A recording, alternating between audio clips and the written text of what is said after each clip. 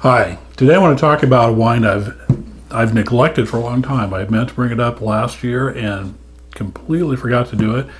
And I got busy with other things during the summer, as you may or may not know. And anyway, it's time to rectify that mistake. What I'm talking about is a rosé. And what is a rosé? Well, here is a bottle of rosé. Now, if you'll notice, first off, it's not a white and it's not a red. It's got a reddish color to it, of course, but very, very translucent. If you can see my finger going back and forth there through the bottle, you can see how dark red it is not. It's kind of a almost, this one's a little more than pink, but it's a lot of more kind of a pinkish color. Now this particular one is from Chile, the country Chile, and not the food that you eat at Wendy's or wherever. And it is made out of Cabernet Sauvignon. That is the grape on it. Now, Cabernet Sauvignon, if you're familiar with that, and probably by now, if you're watching this, you are, is a very, very dark, dark red wine. It's very, not so much inky, but it's not something you can easily see through. This one, yeah, you can. This is kind of like Kool-Aid color in a sense. If you don't know what Kool-Aid is, well, that's an American thing. All right, so what is rosé? It is a wine, obviously. It's not a full red, it's not a white, it's something in between. Now, how do they make rosé? Well, I've got a little pour here, just to give you more idea of the color. How do they make it? Well, typically with a red wine, Cabernet Sauvignon, since that's what this is, that would be crushed and the juice would be left on the grape skins to ferment, usually all the way until completion or pretty far into the fermentation process. So with the rosé, it's a little different. It's crushed, the grapes are crushed and left on the skins, but not for a long time. Now, there's a lot of choices and variables come into this. What the vintner wants to do with it, what type of grape it is, some other conditions that go into vintning of wine would be considered as well. So what happens at some point is crushed, left on the skins.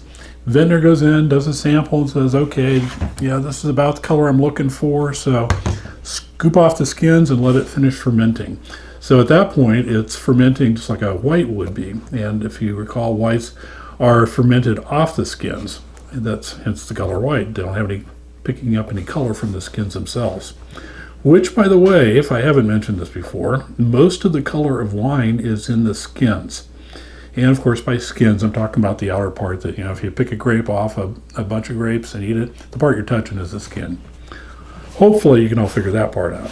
But anyway, so you take the juice away from the skins and it quits picking up color. It still has the same sweetness. It still has the same amount of acid that it started with. You don't really change anything by taking it off the skins except the color, and you will reduce the tannins to a degree, depending on, again, on the varietal of grape. So what's so special about rosé? Let's take a sample here. I opened this a little bit ago, but salvage enclosure, nice because it can be resealed.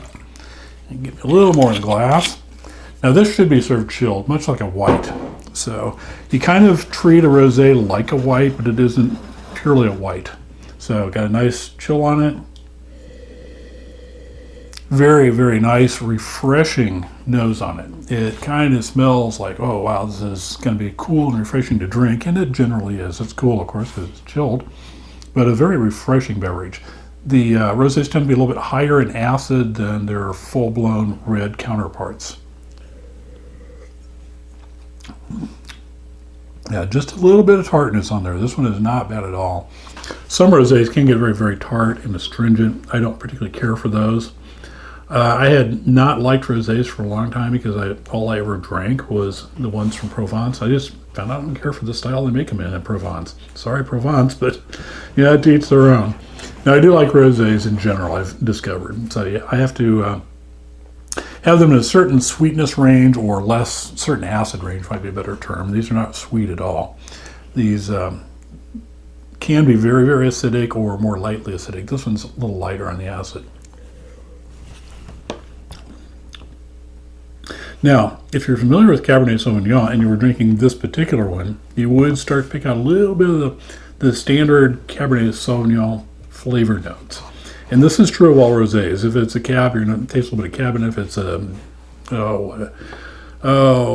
a Merlot that was made into into a rosé, you would taste a little bit of Merlot notes. Whatever the grape varietals are, you're going to have some of those. They're just not going to be as strong. Usually the rosés are not as fruit forward. Again, they are very refreshing. It's just kind of a nice, cool little thing to drink and enjoy, especially on a hot summer day. Now, when I'm filming this, we're just a little bit past the first days of spring, and in the part of the country I'm in, it's still not anywhere close to spring in terms of feel. Very blustery and windy outside today, for example, but we're getting there. And I just want to get this in time for the summer season, because this is a really good alternative to whites if you're not a big white fan. Try rosé. And if you don't like the first one, try one from a different area, because that's what I found is you want to try it different areas and get the ones you like. So anyway, here's to rosé, here's to wine, and enjoying it.